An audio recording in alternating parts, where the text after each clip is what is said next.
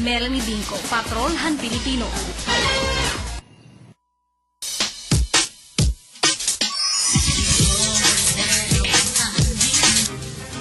Ikaw po naman ni Mama Mabet ang tira ng mga sikat nga monopyo hanapitong. Mama Mabet. Mga kapamilya, ada ko yan ang barangay 92, apitong Tacloban City para aton sikat patrol. Ngayon ako, putan aton sikat nga kapamilya ni Joy. Hi, Joy. Hello. Hello, kumusta yung mga kapamilya nanhi? Okay la.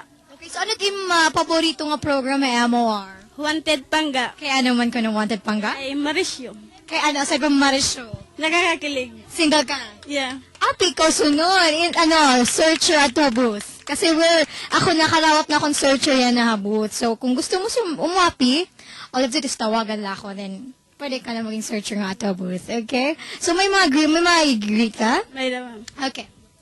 To Cleo, Ate Shirley, Tia Bibi, Ryan, ni Sheila, ni Divine, ni Ara, ni Dadet, amalas to, Barangay 92.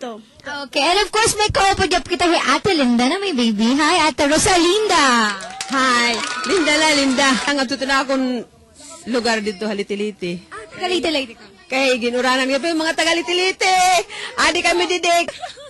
Ayan, so damo nga salamat, Ate. And of course, ngayon ka pamilya natin na Barangay 92, Apitong Tacloban City, sa pinakasikat ng radio station, and that is MOR 94.3 for life. Sikat! 30 nga mga kabataan ang tatagan hindako nga ayat ni Big Brother antes makasulod